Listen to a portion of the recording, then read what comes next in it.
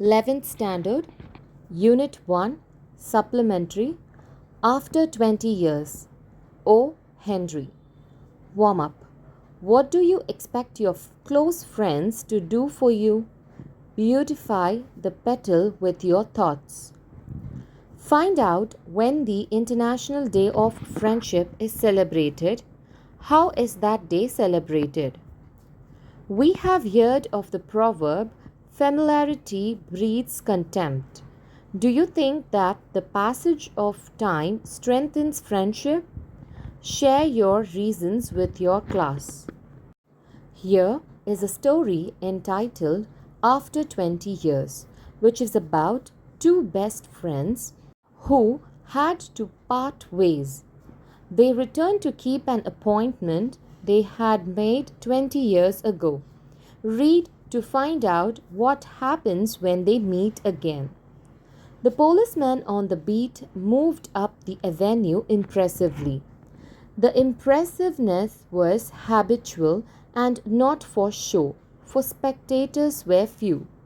The time was barely 10 o'clock at night, but chilly gusts of wind with a taste of rain them had well nigh depeopled the streets. Trying doors as he went, twirling his club with many intricate and artful movements, turning now and then to cast his watchful eye adown the Pacific thoroughfare, the officer, with his stalwart form and slight swagger, made a fine picture of a guardian of the peace. The vicinity was one that kept early hours. Now and then you might see the lights of a cigar store or of an all-night lunch counter, but the majority of the doors belonged to business places that had long since been closed.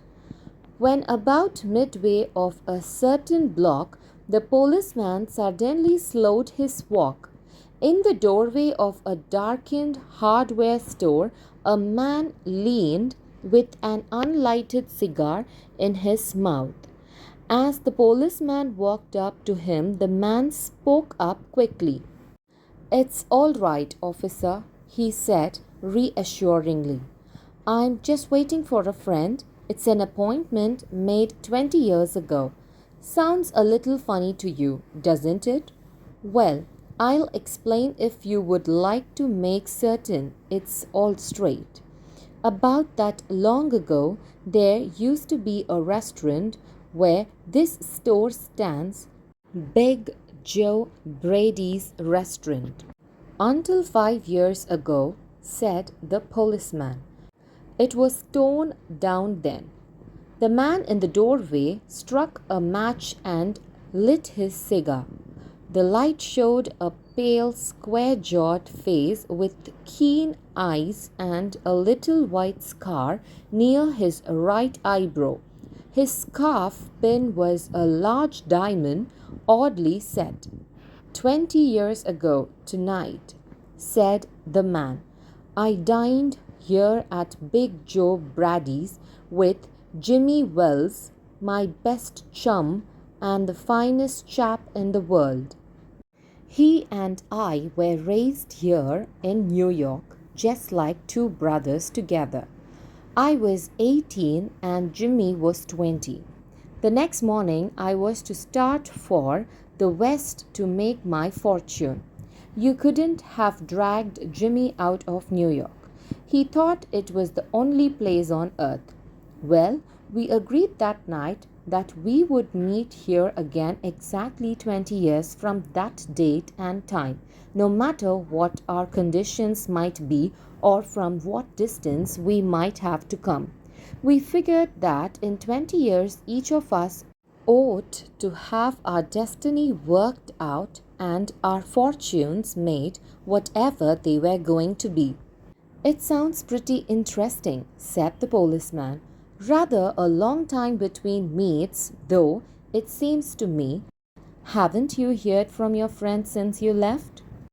"Well, yes, for a time we corresponded," said the other. But after a year or two, we lost track of each other. You see, the West is a pretty big proposition, and I kept hustling around over it pretty lively.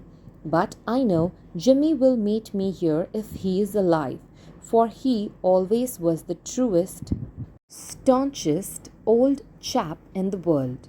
He will never forget. I came 1,000 miles to stand in this door tonight, and it's worth it if my old partner turns up. The waiting man pulled out a handsome watch, the lids of it set with small diamonds. 3 minutes to 10, he announced. It was exactly 10 o'clock when we parted here at the restaurant door. Did pretty well out west, didn't you? Asked the policeman. You bet. I hope Jimmy has done half as well. He was a kind of plodder, though good fellow as he was. I've had to compete with some of the sharpest wits going to get my pile. A man gets in a groove in New York. It takes the West to put a razor edge on him. The policeman twirled his club and took a step or two. I'll be on my way. Hope your friend comes around all right. Going to call time on him sharp? I should say not, said the other. I'll give him half an hour at least. If Jimmy is alive on earth, he'll be here by that time. So long, officer.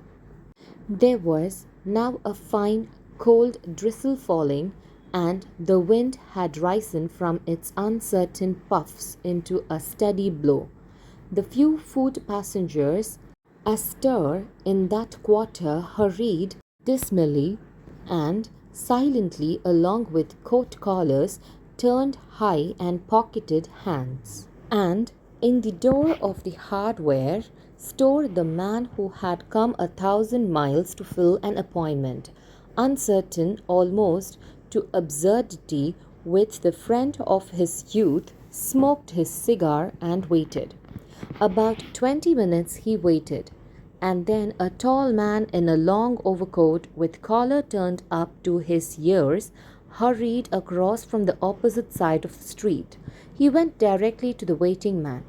Is that you, Bob? He asked doubtfully. Is that you, Jimmy Wells? Cried the man in the door. Bless my heart, exclaimed the new arrival, grasping both the other's hands with his own. It's Bob, sure as fate. I was certain I would find you here if you were still in existence. Well, well, well, 20 years is a long time. The old restaurant's gone, Bob. I wish it had lasted so we could have had another dinner there. How has the West treated you, old man? Bully. It has given me everything I asked it for. You've changed lots, Jimmy. I never thought you were so tall by 2 or 3 inches. Oh, I grew a bit after I was 20. Doing well in New York, Jimmy? Moderately. I have a position in one of the city departments. Come on, Bob. We'll go around to a place I know of and have a good long talk about old times. The two men started up the street arm in arm.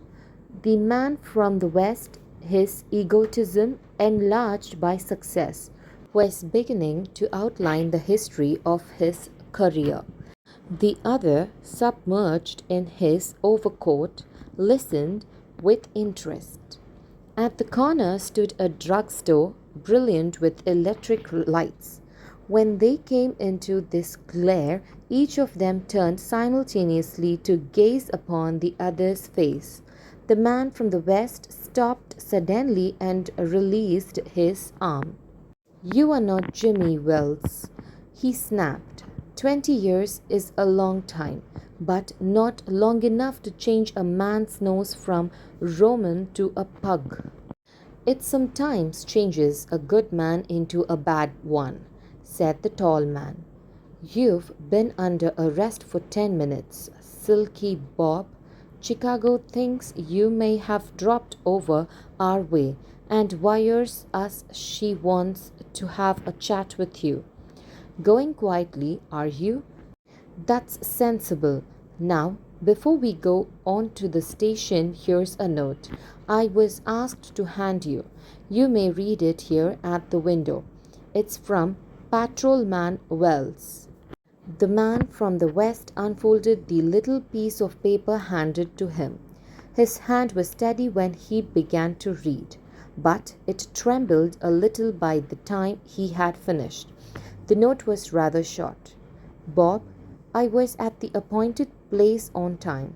When you struck the match to light your cigar, I saw it was the face of the man wanted in Chicago. Somehow I couldn't do it myself, so I went around and got a plainclothes man to do the job. Jimmy. About the author. O. Henry, 1862 to 1910, is a popular American short story writer whose original name is William Sidney Porter. His works romanticize the life of ordinary people in New York City. His stories are well known throughout the world. They express the effect of coincidence on character and often had unexpected twists in the end.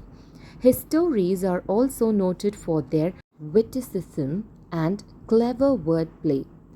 O. Henry's prolific writing period began in 1902 in New York City, where he wrote 381 short stories.